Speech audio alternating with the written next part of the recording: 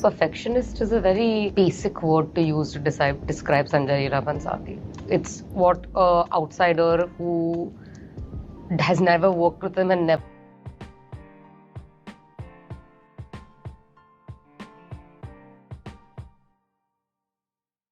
Hey everyone, welcome back to my channel. We've got another video today. I wanted to react to this sort of mix of different interviews. The name of the video is called When Bollywood Interviews Get Too Uncomfortable. So me, I don't know a lot about Bollywood. I know some of these characters because I might have seen some of the things on Netflix, but I'm not up with social media, and so the drama might be really new to me. I just want to see, what is this about? Why are they uncomfortable? Who is it uncomfortable for? The interviewer, interviewee, the audience? I don't know. I'm here for it. Let's watch it. This girl, she was in that Hiramandi series, right? I saw Hiramandi, but I don't know how much she did for the character, but I thought the character itself was good. When the cast of Archies was being launched in India, there was extensive and intense media training that the cast was going through. This was in order to protect them from the wrath of the new landscape of media that is ruthless when it comes to dissecting statements of actors, especially if they come from film families. If you notice, so I don't know anything about Archies, but I know that Suhana, who is Shah Rukh's daughter, was in there.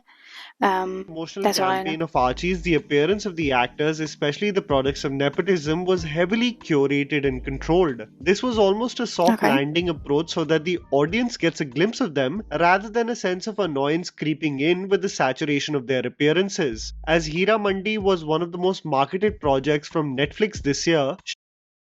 Look at how beautiful Hiramandi was. Hey, Sanjay Leela Bhansali just never is going to disappoint you when it comes to visual aspect of his productions. An actor only a film old, found herself to be in the midst of actors who have way more acting experience than her. This in turn naturally makes you believe that there would be a sense of knowing one's place and not interjecting on especially professional topics when an actor who has more experience is expressing themselves. Insecurity mein maza hai. There's No, insecurity is horrible. I love insecurity. No. The marketing run of Hiramandi, especially the interactions that showcase the cast talking to the media, is nothing short of an absolute mess. Especially when you look at the several moments where Shaman categorically aims to put down one of her co-stars. He's just a perfectionist, I think, and he just wants everything to look not mediocre, but because whatever he does is nothing less than excellence. What the hell is she doing? Why is she laughing at them? If I was sitting beside her, I would just look at her and be like, girl, you got a problem? Why are you laughing? What the Okay, calm down. We're gonna watch it again. It's nothing short of an absolute mess. Especially when you look at the several moments where Shaman categorically aims to put down one of her co-stars. He's just a perfectionist, I think, and he just wants everything to look not mediocre, but because whatever he does is nothing less than excellence. Perfectionist is a very basic word to use to describe Sanjay Leela Bhansali. It's what an outsider who has never worked with him and never been on his set and never seen the kind of director that he is would use that kind of word. The lack of media training is alarming. That is so rude, disrespectful to say to your colleague. When Shaman is making the most jarring expressions in order to convey her annoyance when someone else is simply expressing themselves. I don't know where this confidence comes from, but it reeks of a certain amount of privilege when one is so brazenly disagreeing on aspects of the craft with professionals who have had decades of experience versus the actor who has just started her career. It becomes even more alarming when those who have watched Hiramandi can attest that we did not even see an iota of what Shaman preaches about the craft in her performance as Alamzeb in Hiramandi. Exactly. She was like, in every scene, she was just like, I was forcing myself to understand what kind of emotion she's trying to portray. Literally, it was a struggle, and she has the audacity to put other people down. At one point of time, it does seem like the cast is just tolerating one another, reflecting on the shared call scene from Mean Girls, where everyone has their hidden agendas, but in public, everyone acts like each other's best friend. This made me think about Janhvi and Rajkumar's discussion with Karan Johar for Mr. and Mrs. Mahi. While they discuss this Coffee with Karan? I don't know. I haven't seen that show, but I've heard about it. I've seen clips. So they had an interview. They worked in a movie together. Unknowingly repeated the same topics of nepotism, privilege, and the non-existence of camps, reflecting on the out-of-touch assessment most insiders have on simply what it takes for outsiders to make it. I found Janhvi in the discussion extremely self-aware and acknowledging the talent she was sharing the couch and screen with, and how grateful she is for these opportunities, and especially shedding light on the fact that only her work can prove her place in the industry. This is in contrast to the lack of self-awareness with Shamin and the cast of Hiramandi, making my jaw drop in several instances of the interviews where maybe, just maybe, she felt the constant need to prove herself as she was surrounded by such experienced actors.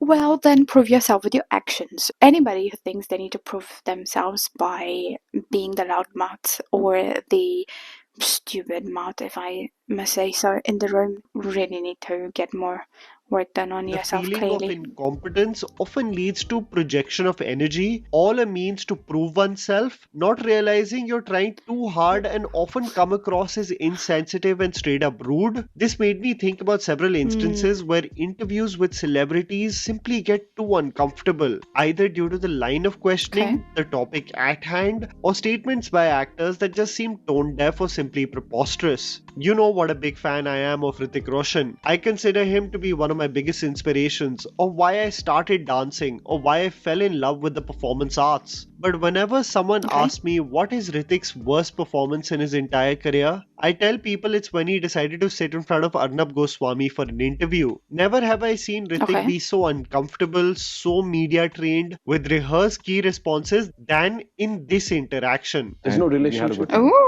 Sorry to be keeping on asking you this question again. I have never met this. I don't know what this interview is about, but I love that other guy's expression. If I was an interviewer and I was trying to, get something out of somebody, that would be my face. I would be like, yeah, sorry to keep asking you, but I love that. So media trained with rehearsed key responses than in this interaction. There's no relationship. We had a good time. Sorry to be keeping on asking you this question again. I have never met this person one-on-one in my entire life. You have never met her one-on-one? In my entire life. Well, then this is crazy.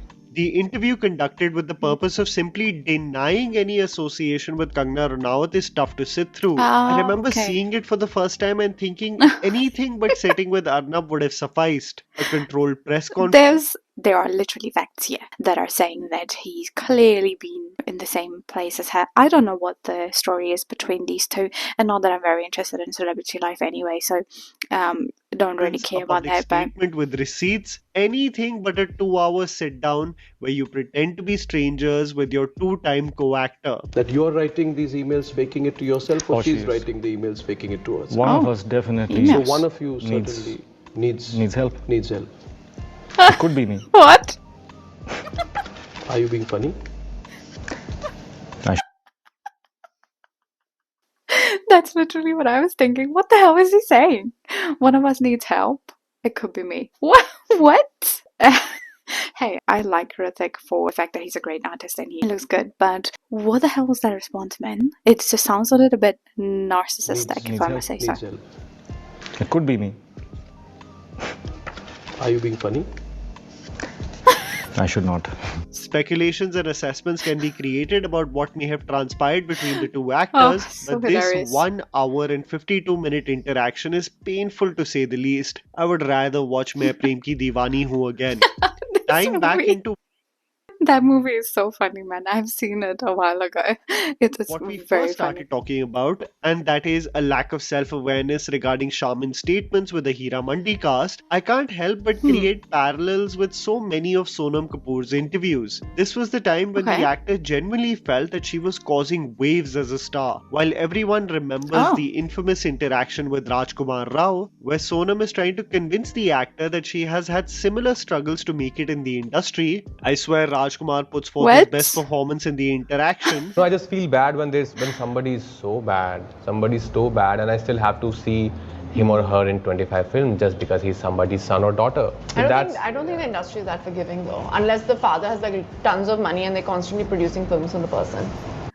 What is she saying? And just look at her face, okay? I don't have any opinion about Sonam Kapoor because, in my perspective, she was just never that famous for her movies and stuff. I just don't have any opinion about her acting ability. But Rajkumar Rao, on the other hand, I have really good opinion. I love him as an actor. He is amazing, right? So that demeanor in front of anybody, let alone him, is a little bit weird, if I must say so. Look at her expression. What is that about? It's not like me when I'm pissed off at somebody, but I'm holding the urge to say anything, but I'm just like,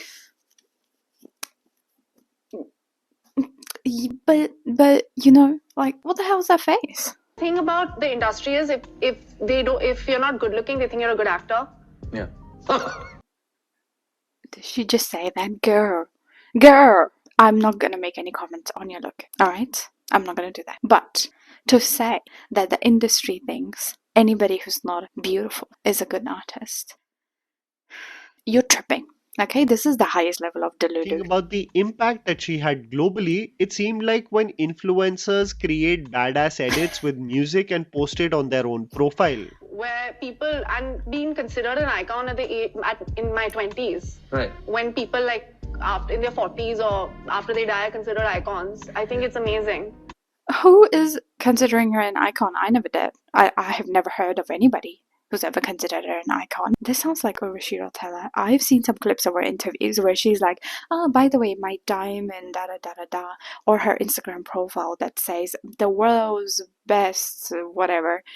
It sounds exactly like that. What is going on with people? What? Can you not buy some sort of education with money? I thought you could, man. You know, recently just seeing Shah Rukh Khan celebrate the KKR win just made my heart happy. I don't know what it is about seeing him celebrate that makes me root for more of the same in the future. It's probably reflective of the terrible few years he had before the pandemic, where everyone wrote him off, and how his comeback has led to probably his most financially successful reign in his entire career. Just to see him embrace his family, Gautam Gambhir and the team was so wholesome. But I will also never forget seeing Abraham in the visuals on how SRK was hounded during the process of surrogacy just over a decade ago during the promotions of Chennai Express. Media reports were disgusting, theorizing the legitimacy of the process and putting into question the identity of the mother. I would request everyone, including the concerned authorities, to show the same alacrity in finding out and doing the enthusiastic investigation they are doing upon my baby. Upon other things. It formulated a terrible environment. Hey, that is so true. What the hell is wrong with media, man? What are you doing? You guys... enthusiastic investigation they are doing upon my baby. Upon other things. It formulated a terrible environment and horrible line of questioning for what was essentially a happy moment for the family. Sad. I found it so uncomfortable when SRK had to address the same on something that is so sacred and private. When the sad part of it gets over, of course I'll share everything with you. So God bless you. This is the last question. This one is, get on the train, baby. My baby will talk some other time. I don't think Karan Johar would have ever expected to have his foot in his mouth on his own talk show. I've seen clips of that interview. One couldn't help but feel the animosity and the lingering anger that was simply brewing, waiting to be expressed. You know, you'll play that stereotypical Bollywood biggie who is like, you know, very snooty and completely intolerant to outsiders and, you know... Intolerant is the word. Flag bearer of nepotism, the movie mafia. When I always love Shahid in here. He's just like, why am I here? He's just like, oh, did she really say that? Oh my god. Yeah, flag bearer of nepotism, the movie mafia. When Kangana delivered these lines, it almost became a media war of sorts, with both factions throwing shade at one another, but also exposing the restrictive nature of the industry, which was otherwise never really questioned. Karan Johar की मैंने एक film की हुई है उंगली में उन्होंने मेरे को कोई 10 मिनट वो मेरी लाइफ की सबसे बड़ी फ्लॉप फिल्म है मुझे चाहिए ही नहीं उनसे काम You cannot be this victim at every given point of time who has a sad story to tell about how you've been terrorized by the bad world of the industry. Leave it. The word nepotism. He just sounds like a spoiled ass person, if I must say so myself. Anybody who says, oh, you don't like it? Then just leave it. Are you dumb? She's trying to build a legacy of herself. What the hell are you up to? Why don't you fix your actions rather than telling her to leave? People say that just like... Nepotism eventually got more weight, a reality of not only the Hindi film industry but several other industries in the country. Kangana had momentarily become the voice of clarity and expressed what so many went through. However, this battle was short-lived, as one noticed the actor over a period of time picking battles with anyone and everyone and burning creative bridges that made her extremely isolated. All a result of drinking the Kool-Aid and going to places beyond reprieve. I will never forget the day Uri released and the marketing interviews that Vicky Kaushal and Yami Gautam were giving and how they had to constantly justify the stance the film was taking. Vicky was constantly asked about the thin line between jingoism and patriotism and his particular speech to his troops, whether his role would have a negative impact on a polarized society. But Vicky clearly stuck by. What is wrong with media men? You are saying that you're making them explain things. What about all those movies where people are becoming ruthless? But what? My god, I have no words. On a polarized society, but Vicky clearly stuck by his film, the role, and what the film's intention was. घर में जाके मारेंगे and you know all of that is going on. Not people. See, you have to see it in a different lens. वो चौराहे पे खड़े होकर normal लोगों को नहीं बोल रहा कि खून का बदला खून से लेंगे. He is talking and charging up a troop who are just ready to get onto the choppers and risk their lives to go across border and do their mission and come back. The questions that were reflective of a political bias and slight annoyance of a film doing well was met with clarity by the cast that was simply reveling in the success of their film with a smile on their face. The intelligence officer is slightly underwritten. Are you taking it with a pinch of salt or are you thinking about it? I'm all sugar with my with my sentiment. You know, I spoke about Shamin and how dismissive she was of Sangeeta Sheikh, sitting right next to her, an actor who has worked in the industry for so many years. And this is the outsider experience that many people don't talk about or have never experienced. You know, I remember speaking about the interactions of Siddharth Malhotra and Kartik Aaryan with Rajiv Masand back in the day, where the journalists ruthlessly questioned the creative choices of both the actors, almost badgering them about their foolish choices. Speaking about brothers and films that don't work or didn't work, I suppose we have to bring up Bar Bar Dekho and how awful that film was. Ever make you uncomfortable that for the third time you're making a film which would be viewed as sort of anti-woman or woman bashing? Siddharth, with a smile on his face, took it on his chin. Kartik was, however, consistently called an actor who does misogynist films, but brilliantly replied regarding his choices like Akashvani that no one saw. It's this experience of being belittled that... Hey, I've seen Akashvani.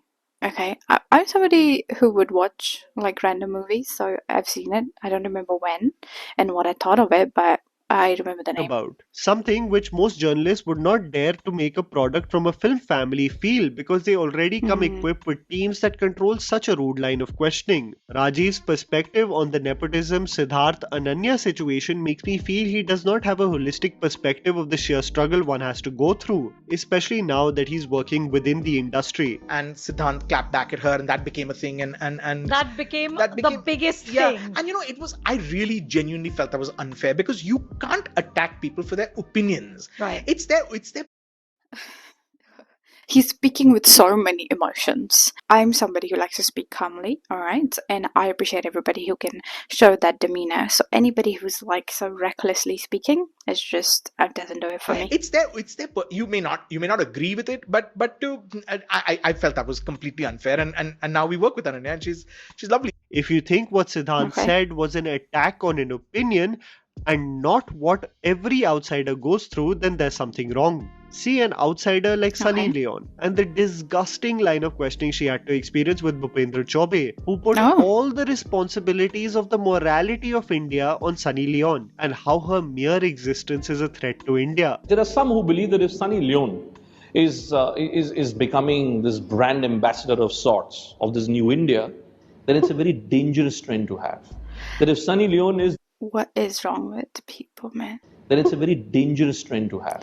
Look at his face, the way he's saying it. You're the first person and only person ever to say that. I love that shit. One of the few times when the industry has united and stood. I mean, you can have your own opinions, you know, it's fine. But to say that disrespectfully in front of her on an interview, like, have some appreciation for her time, right? I don't care if she's famous or not, just another person.